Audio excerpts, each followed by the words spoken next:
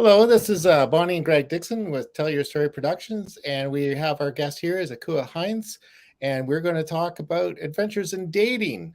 So, Bonnie, you have a few things to kick this off? I sure do. Welcome, Akua, to Storyvan TV. We are thrilled you're here.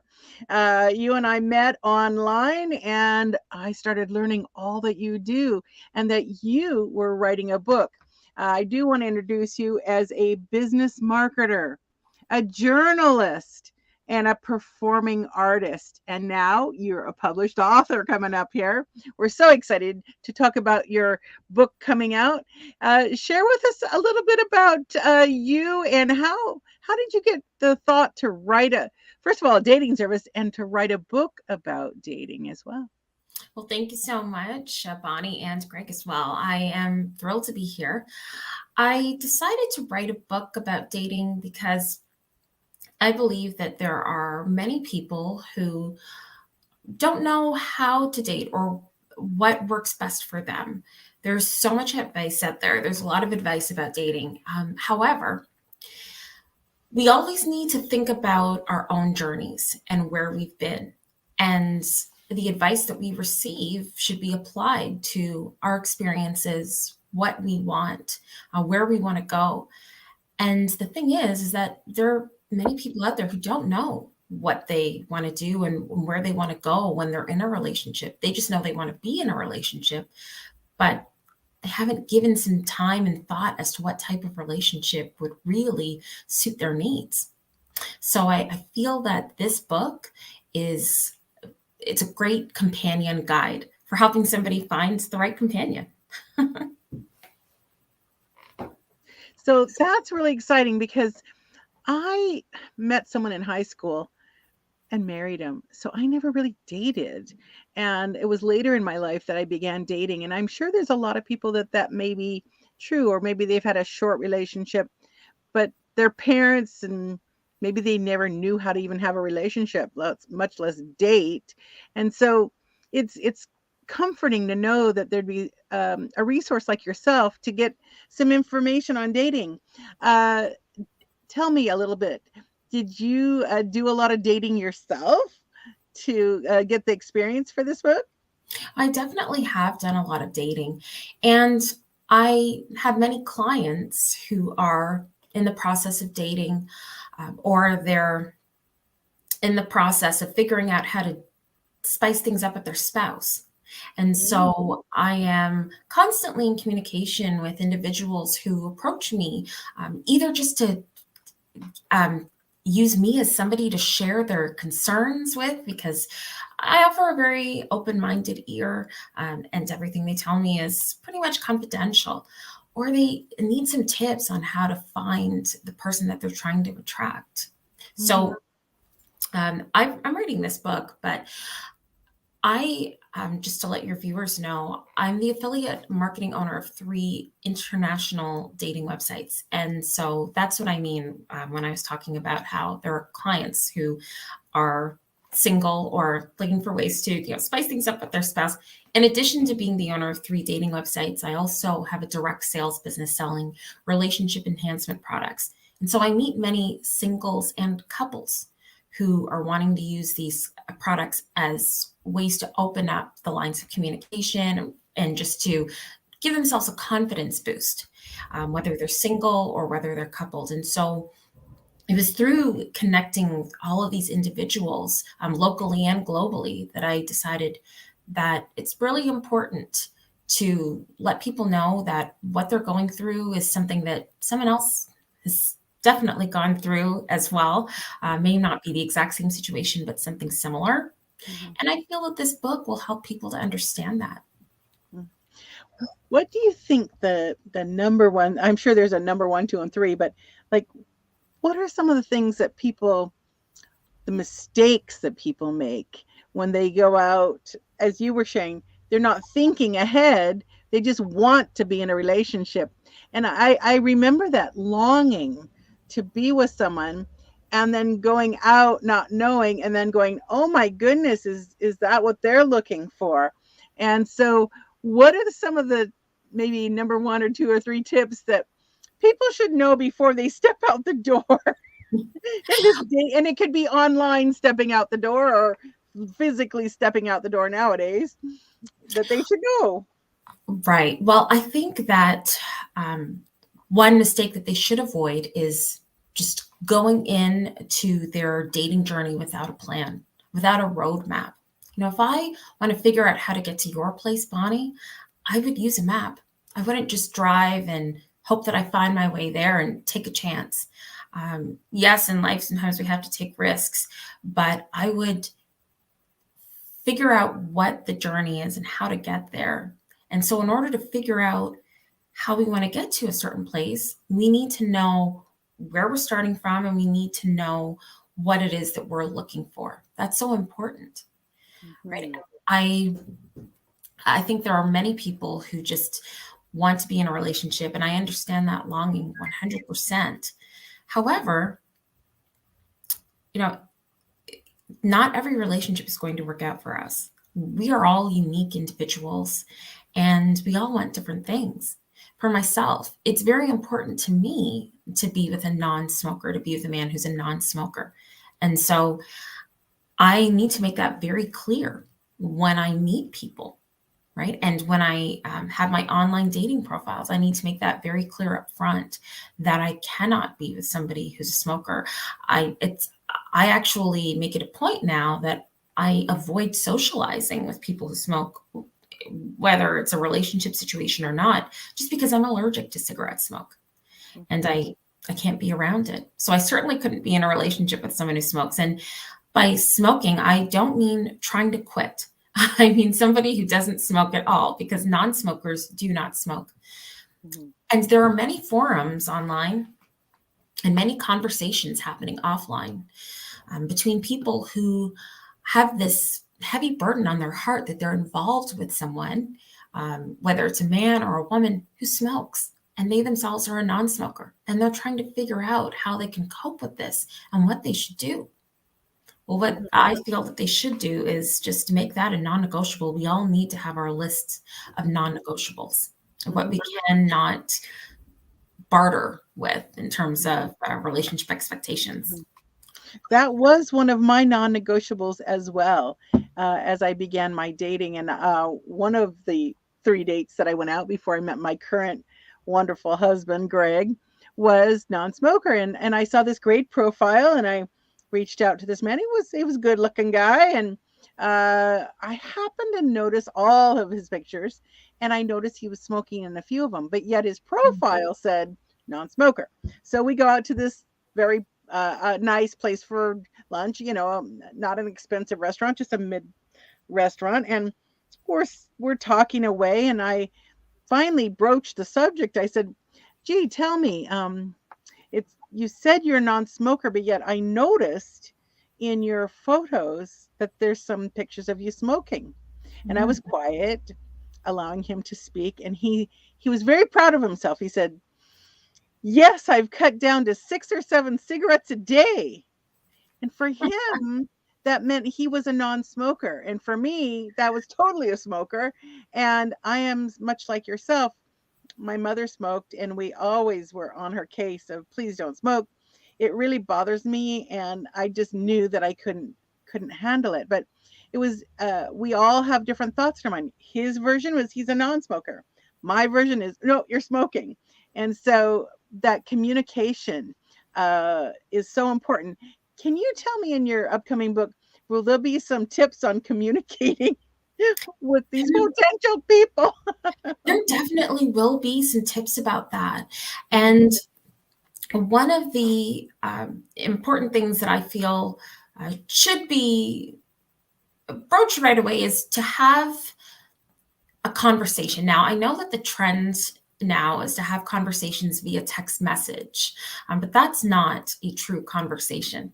A true conversation is open dialogue, hearing each other's voices.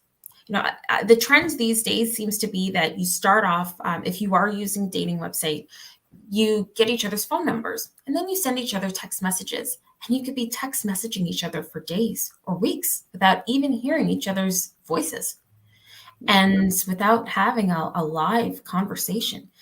Now, when you actually have that live conversation, it's like meeting that person all over again. It Right? was. For the very first time.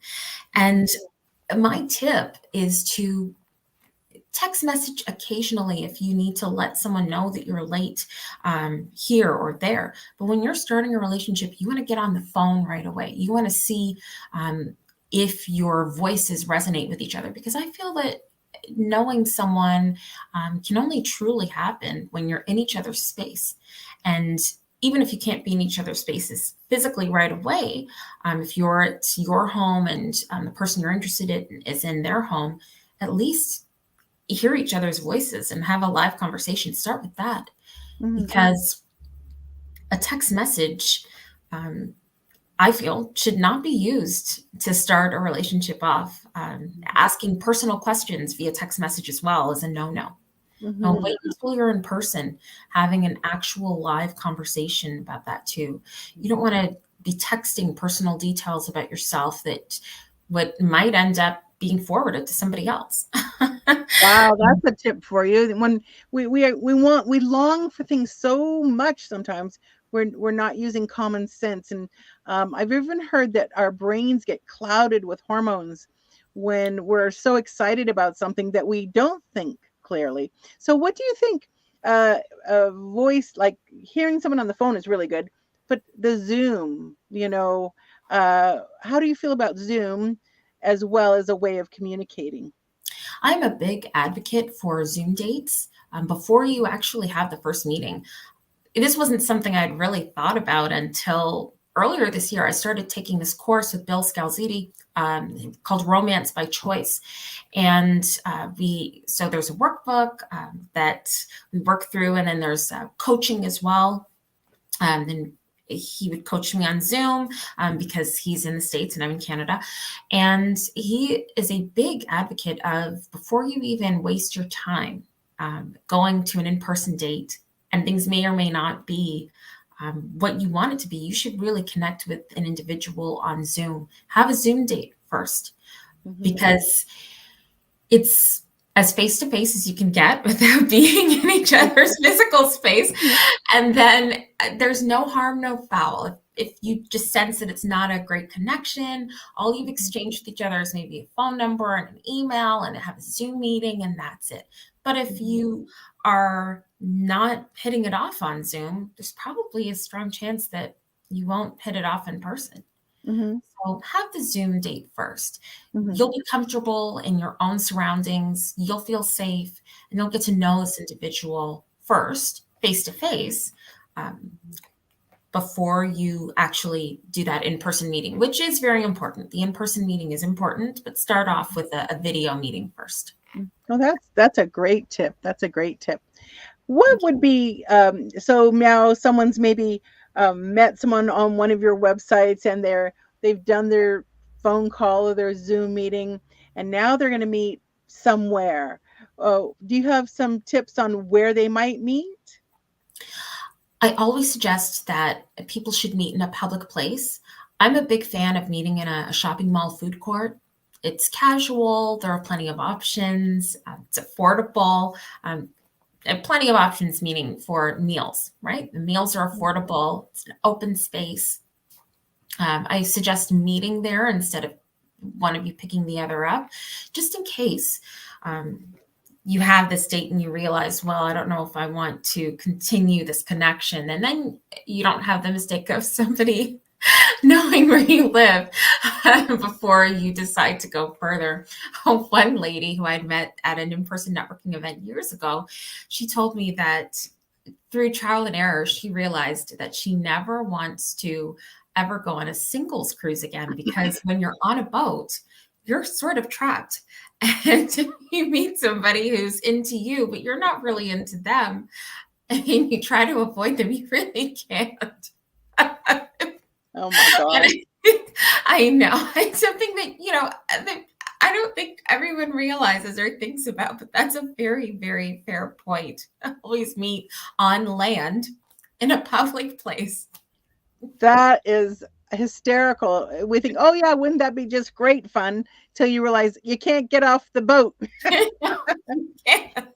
And they can always find you either in the dining area or, where your cabin is. And you don't want that when you're just not feeling the connection and somebody's trying to insist that the two of you are meant to be, but you're not feeling that. Do you recommend people write a list of attributes of a person they're looking for, or some sort of, guide that they're looking for?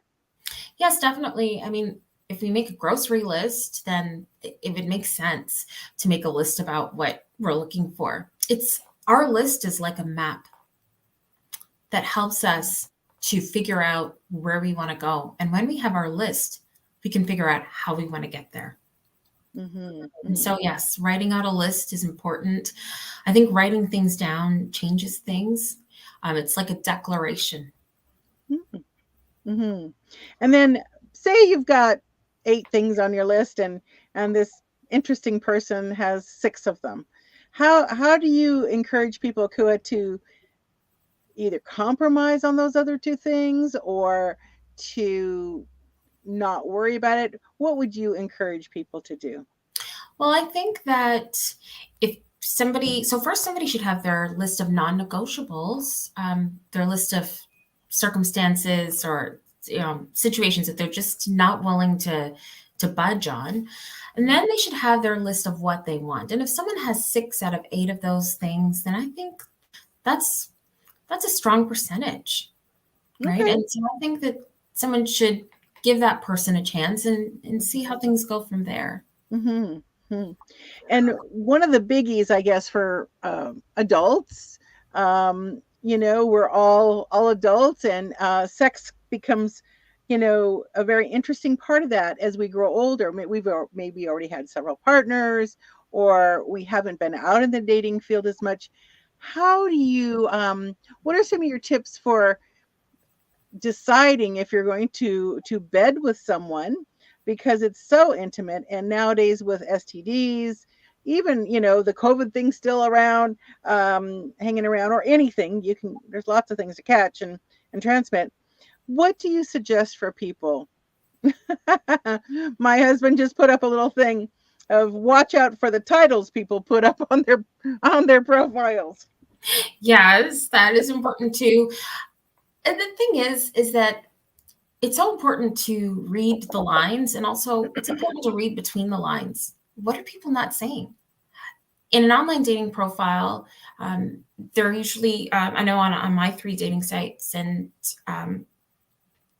that there are pre-written fields, or people can fill out in the profile the answers to the questions that we ask about what you're looking for and what you want in a partner, and more about you.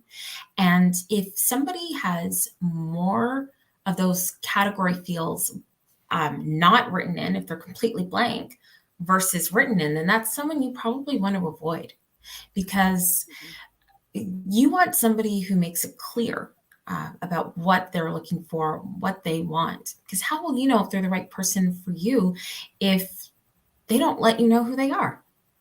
And in terms of becoming intimate with somebody, it's important that you know what that person's goals are before you get intimate with them.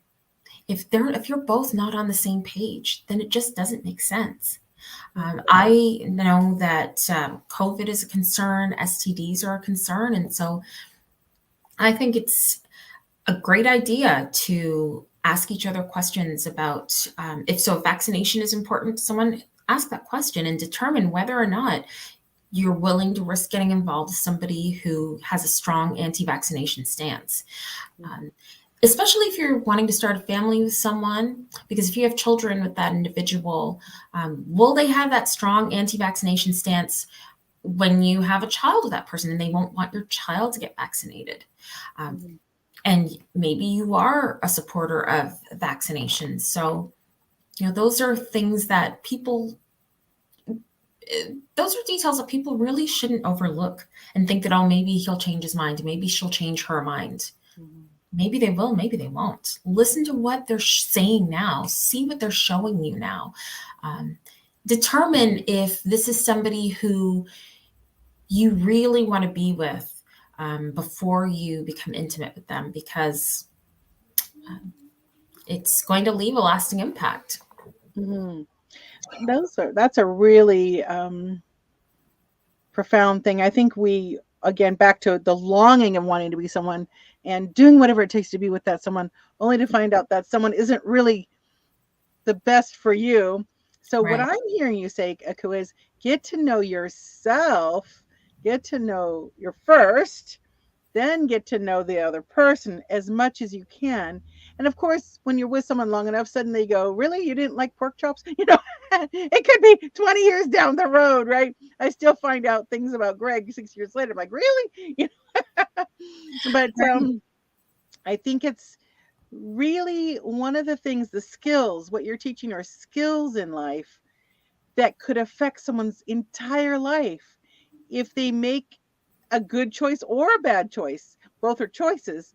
And what you're giving are some guidelines to make a better choice that Yeah. could throw the odds in your favor. Because, again, when I started off dating, it was about in 2016, I was really, truly clueless, even as a middle aged woman, because I'd been married twice, but the lessons I learned there of how to be married or not married, in this case, not married, and and yet I still longed to be with someone, and I didn't have the complication of children, whereas a lot of people, that the thing with having children is probably huge, because children are very impressionable, and if you're having a terrible relationship because you made some choices without thinking, without really planning ahead, it could affect their lives.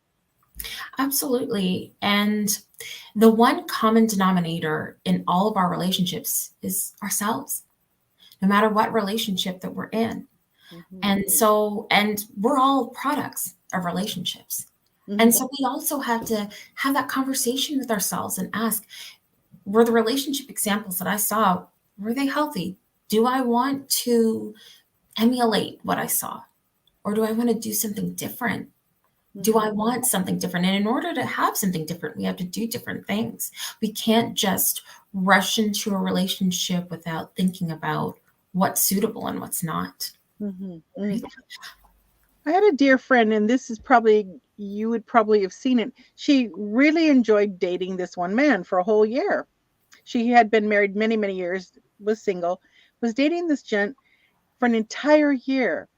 And suddenly something came up for her that I thought it was fascinating. She said, "You're not dating that gent anymore." "Oh no, I let him go, basically broke up." I said, "Oh, well, why?" She said, "My family, my children who were adult children, and I love to play games, and he would rather sit and watch TV."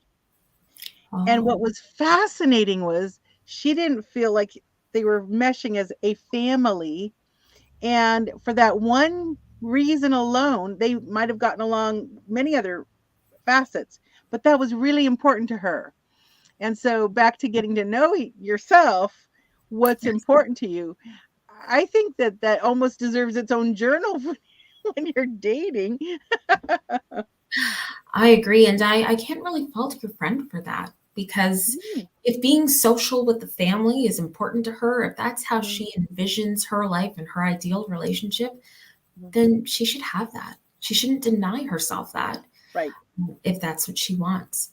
Yeah. No, I was impressed. I thought, wow, she really knows what she was. She wasn't willing to compromise on that area, because if we start compromising, what else might we compromise within the relationship itself?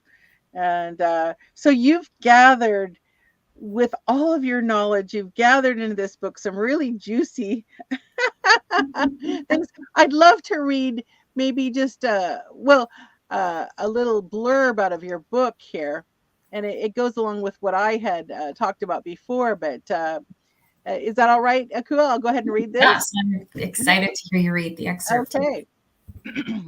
The beauty of the internet is that you can get as a person or in person or impersonal as you want to, Most online dating sites have a section where you should describe yourself and your preferences in a date.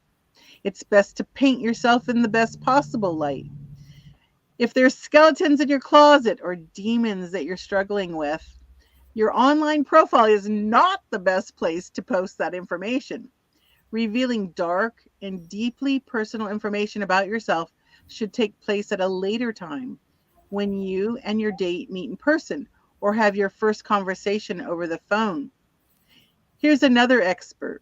Keep in mind that not everyone reads through the online dating profiles thoroughly. Those are the people who you need to avoid taking a chance on, because people who are serious about finding their ideal romantic partner take the time to read through the profiles and carefully consider whether they should reach out to a member on the dating site or take a pass. I have personally read through every dating website profile of everyone who I have gone on a date with, whose profiles I had a certain red flags, there you go, that I should have paid closer attention to. Your red flags might be different from my own, but my red flags include smoking, religious beliefs, and pet ownership, and future goals. And yes, it's important to tell the truth on online dating profiles, but unfortunately, some people lie. The question you should ask yourself, what are you going to do if and when you catch someone in a lie? Ooh, that's juicy. Akua, can you go and tell us a bit more about that? What do you find out? What do you do if someone's lying to you? Yes, I'm actually going to read an excerpt from my book about that. It kind of responds to that. Mm-hmm. It says, whatever you choose to do. So this is what I wrote. Whatever you choose to do, make sure not to reward someone you date for lying on their online dating profile. Let them know that you do not appreciate being misled by the mistruths that they stated on their profiles. I've always made it crystal clear on my online dating member profile that I am a firm non-smoker and that I'm only interested in dating men who are non-smokers too. In spite of making it crystal clear on my profile that I'm firmly in the non-smoking camp, my non-smoking stance has not deterred the singles who I want to avoid most. You guessed it, smokers. It's like the universe is testing me to see how serious I am about my stance on dating smokers. It isn't as if I overlooked the smoking status on member profiles.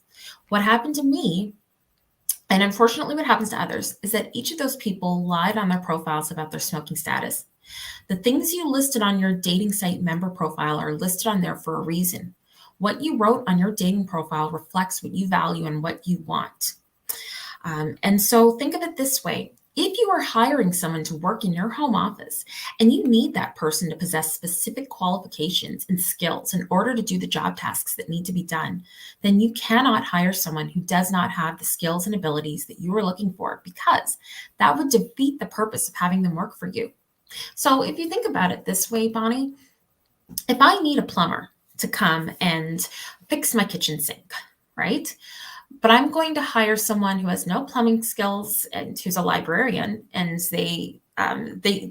their knowledge is really more about book knowledge, history, and facts and all that. They're not going to be able to serve me. I'd be wasting time and money, and my kitchen sink wouldn't get fixed, and it would just be chaos. And it's the same thing when we invite someone into our lives. If they don't have the traits that we're looking for, if they don't share the values that are most important to us, if their lifestyle is different than what we want in a partnership, then it's just not going to work. It's a waste of time and money. It's because we are investing our time into the relationship, and it's just a waste, right? So we need to find somebody who is a good match, who's a good fit, and not overlook those red flags and not reward someone for saying that they're cutting down on smoking, but they're not really a smoker. I can assure everybody who's watching this that real non-smokers do not smoke. Now, not even at all. Now, if somebody chooses to smoke, that's fine. Then they should consider the fact, though, that there are people who can't, for health reasons or for personal reasons, they can't socialize with smokers, and they shouldn't impose their habits on people who just can't tolerate them. That the advice you're sharing is very important for everyone out there who is dating. We This is going to be a juicy book. It's upcoming. You've got to stay in touch with Akua. She has a website that will has many things. You can meet her on LinkedIn. You can go to her website and get some information. She has products. Uh, there's great articles and videos you can, check out. Shop for romance. Really and truly, if you're going on the journey of wanting to meet someone that you could partner with in life, uh, do take the time to connect with Akua before you go on the date. But if you've been dating, still connect with her. Read this book or buy it as a gift. Christmas is coming for someone you know who is dating. And we so appreciate you today on Storyvan TV. It looks like our internet might be wonky here, but you can go ahead and check her out at akuahinds.com. Is it? Let's see. That's Here right. we go. akuahinds.com. And so when the book's out, we'll probably reconnect and talk a little bit more of how you can find that perfect partner. Thank you so much. I'm excited about that, Bonnie, and I want to thank you for having me on your show today. I'm also excited to share the advice that you told me a couple of weeks ago through the book. I'm going to be sharing some of that too. Fabulous. Thank you again, Akua. Have a fabulous day, everyone. Storyvan TV, we appreciate you coming today.